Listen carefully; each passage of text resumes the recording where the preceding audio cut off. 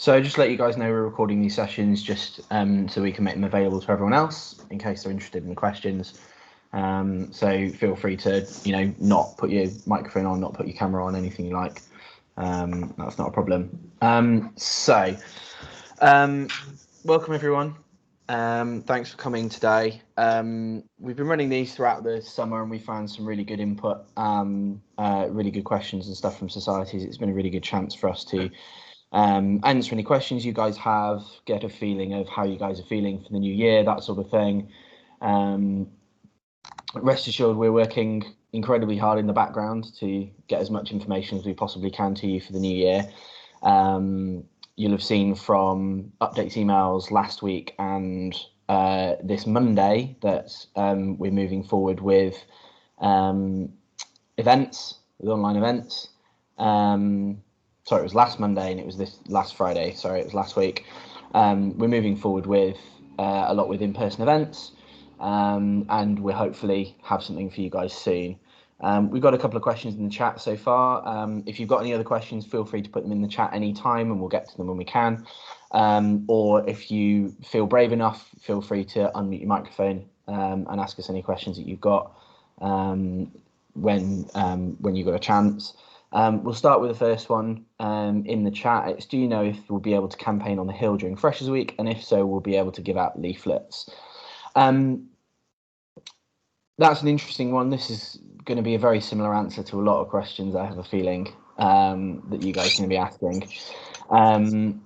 We don't have a huge amount of information about a lot of normal, what we call normal activity that goes on campus in a normal year. The basic answer that I can give you is as long as it meets the current government guidance, then it will be allowed. The university are following very closely, and ourselves as well as the Students' Guild are following very closely the government's own guidance. And so if that changes, then, or if that allows an activity, then we will most likely allow it to go ahead. In terms of campaigning on the Hill, at the moment, the guidance says as long as you're socially distanced, then that's okay. In terms of giving out leaflets, there are a few kind of nuances to the guidance at the moment, but essentially if you can keep 2 meters distant, then, so if you've got a very long leaflet potentially, then you can give it out. But we're looking at different ways that we can provide spaces for societies to be able to put them on tables or other spaces that societies can use to kind of put information down and stuff for people to pick up themselves, which would obviously allow for that 2 meter social distance to be maintained. Obviously, if the guidance changes, if social distancing goes down to 1 meter or less, then obviously that will mean that giving out leaflets will be a lot easier to do.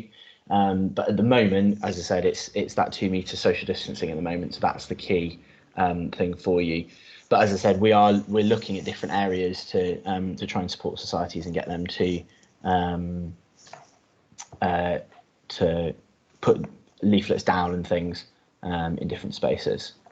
Abby or Emily, do you want to take the next one? I don't mind. Yeah, I can take that one if you want. So the question is, would the Freshers' Fair be fully virtual, or would we be given the opportunity to reserve our stalls and advertise our societies in person? So the Freshers' Fair this year is going to be fully virtual. We're working with an external company who are building like a specialised platform for us. So the way that it works is there's a kind of like campus map, and then within that you can go and look at like some of the various like things around town, offers, that kind of thing. And there'll also be a room for societies where your society will have a stall. So on your society stall, you'll have the chance to choose like what colour the stall is. You'll be able to put in a little bit about what you do as a society and a video and a logo, so you can kind of promote yourselves through that. It will also link up to if you put like a messenger link in it, so people can have a chat with you while the fair's up and live. Obviously it's not quite the same as like a normal year's Freshers' Fair, but because of the number of societies we have and like the way that Freshers' Fair normally runs, that's something that unfortunately just isn't possible under the social distancing guidelines and the room capacities on campus this year. So as Tom said, then there is the opportunity potentially to do advertising on campus, and we're working on doing in-person events on campus. But in terms of like a Freshers Fair style event, that will be happening virtually for Freshers Week between the 16th and 20th of September. So it'll be live for 5 days. If you've not seen it already, we've sent out some information about it in our updates emails, and it's also in our Freshers Getting Started training session. So that's where you can find the link. You need to register for your store by the 31st of August. Because all the stores are kind of being built, the content's being put in by the company who we're working with. So we can't be very flexible on that deadline because the company's doing all of that work for us. So basically, if you haven't already submitted the form and you know you want to stall at Freshers Fair, go and have a look at what things you'll need to upload, and then kind of get that done as soon as possible so that you don't miss out. There's a follow-up question as well. Do we have to create a video for the Freshers Fair? You don't have to. There's an option to have one on your store. Completely up to you if you want to or not.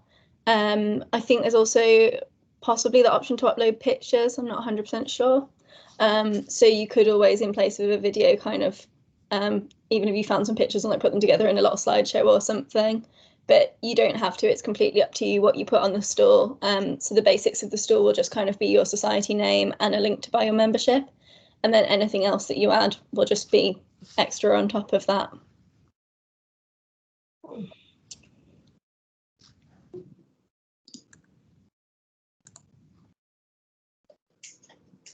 Does someone else want to take some of these? Or do you want me to carry on? In terms of the form, there isn't necessarily like an email to say your application's been received, that kind of thing. But Raptor will be downloading all the information on the 31st and then uploading it to their system. And if there's any issues, they'll get in contact with the contact you provided to let you know. If you want to change your logo, if you just resubmit the form and say new submission, Raptor will then delete the old submission so that you can have your latest one in there as well. Our society is able to get access to Zoom webinar and Canva cheaper due to the Guild being a charity. Zoom is available via the university. They provide a Zoom license. They don't have Zoom webinar, and their reasoning for that is basically because Teams Live has the same capacity or capability as Zoom webinar, and that's available for free via your society account. In terms of Canva, that is free unless you buy a premium membership. That's on the society's kind of purchase that more premium membership. We won't be able to purchase a whole guild one that everyone can use because you're limited to the number of users. But with the free membership to Canva, you can do a lot of the functionality. It's just some of the graphics you can't have access to without paying. Hopefully that answers that question. Any other questions?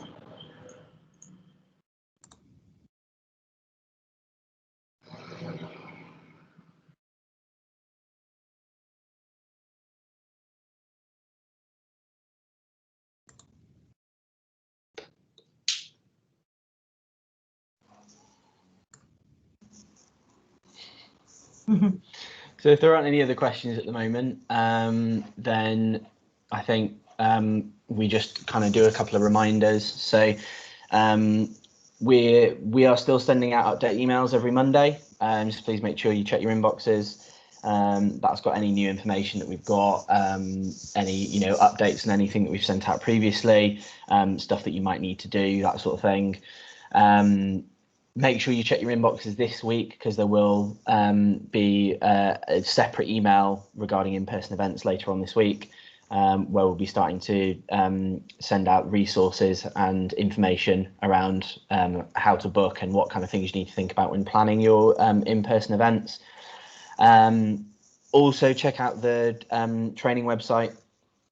That link goes out in the updates email every week as well. We are constantly updating the training sessions that are up there with any new information that we've got. We're updating resources on there as well. So Just make sure you keep up to date with all the training and stuff that we've put out there. If you haven't done any of the training sessions, or you want to redo them, then they are still there available for you. You can access those at any time. You can redo all of the quizzes and stuff that's in them as well. And remember to submit the feedback forms at the end of every session, because it's really useful for us to see, you know, what we could improve with these sessions and what might make these better for you guys. We've had another question. When would be a recommended time to host a welcome event for international students? So when international students arriving is a little bit complicated this year. The university is supporting international students to arrive throughout this second half of August and into the early part of September, to allow students to have a 2-week, 14-day quarantine period, if required, obviously, by the country that they've come from, and that 2-week quarantine period to finish before the beginning of Freshers Week.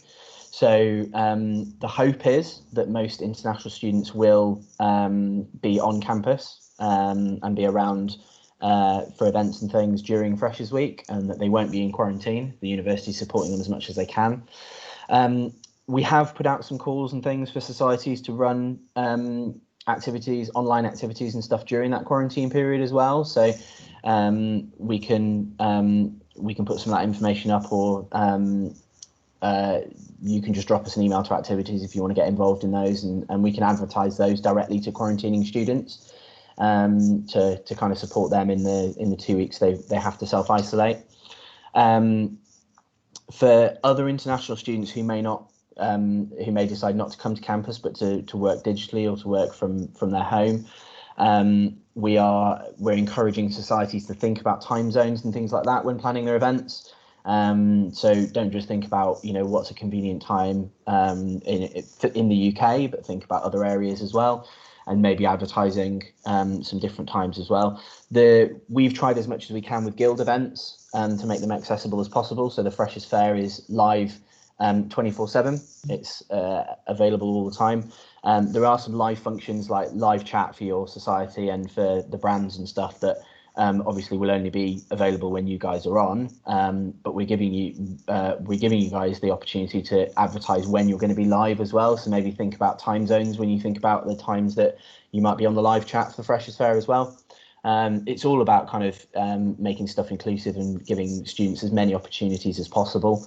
So maybe also think about any kind of welcome or induction activities that you could do after Freshers Week as well. The university are looking to move in home and EU students throughout the whole of Freshers Week. So there may be some students that are arriving on campus on the Friday or Saturday, or maybe even the Sunday at the end of Freshers Week. And so you might want to think, is there any welcome or induction or give it a go activity that you could do in the first couple of weeks of term as well? It's just about giving everyone as much opportunity as possible. Someone want to go next? Yeah. So would it be possible to change our Freshers event from online to in person for it to be updated on the Guild event page? So the answer is yes, but not yet. So once we release our physical events guidance and kind of the process for booking the space, and then what you need to risk assess, you'll be able to submit the event, and then you can just let us know to take down the virtual event to replace it with the physical event. So if you want to have a think about what event it is that you'd want to change from online to in person, and then start thinking about that, as soon as we release the process and the spaces, you can then start putting that into action. One thing to consider with the physical events is to consider having the online event as an alternative. So, for example, if the guidance changes last minute and we have to cancel events, you'll then have another event that you can run very easily. But also thinking about still running that online at another point during the week for those who are unable to attend those events. So, for example, as Tom said, some people won't be arriving till the end of the week, so it'll allow them to still interact with the society and still find out what it's about, even if they missed the physical event. Abby, do you want to take the training one? Yeah, so regarding the training, how do we know which training got updated if we've already completed it? Most of the updates that we've made are quite small updates, so things like if people have said the format of this isn't working, or like this link isn't working, so you're not going to have missed like a huge chunk of training if you've already done it. It's great if you've already been following the sessions as they've gone along. if there's any like major updates in terms of processes or like anything that we're asking you to do, that's where we'll use our updates emails that come out every Monday. And then we'll change the training sessions accordingly after that. So we're not expecting you to like go back and check every training session just in case something's changed. We'll make sure that if something does change, then we'll get in touch with you and let you know. Cool. Any more questions?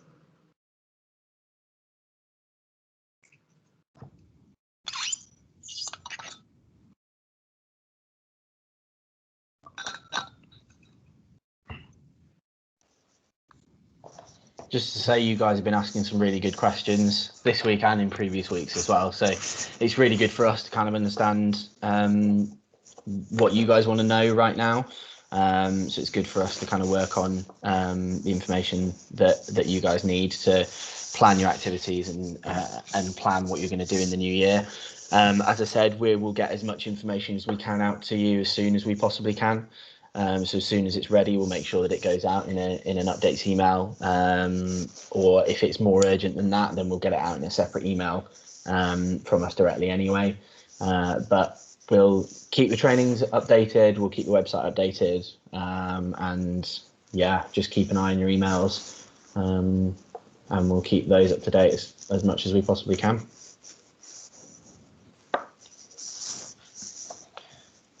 If there aren't any more questions, then I guess we can end it there. If anyone does have anything else, then put it in the chat as I'm rambling on. Feel free to unmute yourselves, and we can answer those questions as well. Otherwise, if you think of anything after this, you can just drop activities an email, activities@exeterguild.com. and we'll get back to you as soon as we can. We'll also be running another one of these probably in 2 weeks' time. So we're running them about every fortnight at the moment. So we're probably running another one in 2 weeks' time. So you can come back and ask us any questions then as well. Thanks very much, everyone. Thanks for coming. Oh, we've got a last minute question. Last minute question. Will the in-person events be only at the uni or can also be in town? That's a good question. Oh, well, we've got loads now. Sorry. Yeah, that's a really good question. We're focusing kind of first and foremost on events on campus, because that's the spaces that we have the most kind of control over, being able to know how accessible they are. So the university have been doing a review of all of their rooms and working out the capacities of them, like the ventilation requirements, all that kind of health and safety stuff to make sure that they're COVID secure. So we'll have a lot more information about on-campus rooms, and where possible, we would encourage you to do things on campus. That said, like, I know that people will want to do events in town, and as long as things abide by like the government guidelines, we'll be kind of setting out, it'll be a similar process in terms of you'll still need to let us know, you'll still need to complete a risk assessment.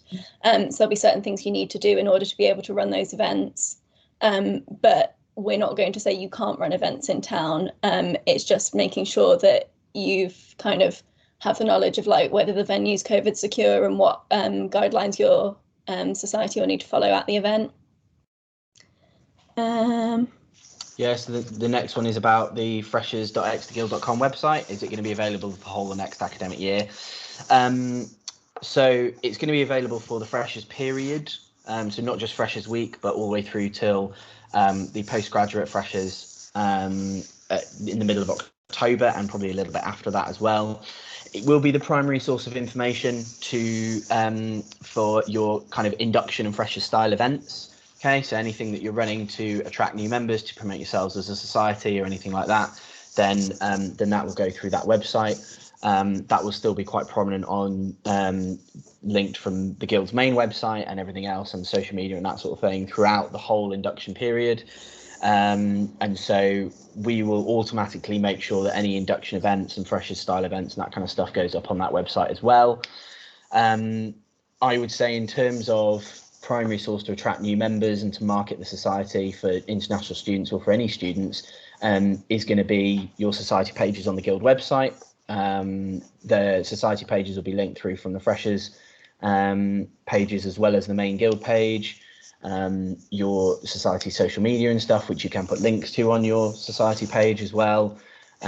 So we will give you the tools through that. It's not just freshers.exeterguild.com, but www.exeterguild.com as well. That will be the main source of information. It's just that the freshers page will be up for this kind of freshers period all the way through to sort of middle end of October.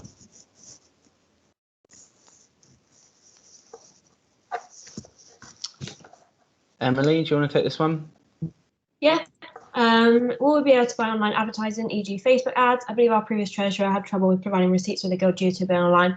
Yeah, that's no problem at all for you to buy online advertising. You just need to make sure that you kind of, when you do the payment for the Facebook ads, it will come up with the like payment process and the amount you're paying. Just screenshot that and that's good enough for a receipt. I think sometimes the emails that Facebook send through don't show how much you've paid and stuff like that, so it's not clear. But if you just screenshot that bit and submit it on Expense 365, that's absolutely fine. Any other questions?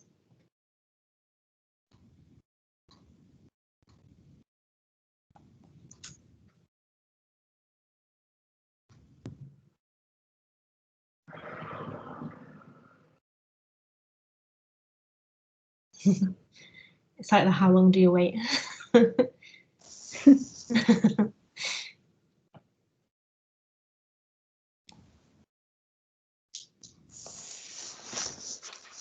That's great. Okay. I think, yeah, we'll probably call it there then. We've gone about 25, 26 minutes, which I think is really good. We've had some good questions in there, so thank you everyone for those. This recording will go up on the training page, so you can go back over our answers. Other societies will be able to see our answers as well, and get the information that you guys have asked for. And as we said, keep up to date with our update emails, with the training website, and if you've got any further questions, feel free to drop us an email. Thanks very much, everyone. Thank you. Thank you.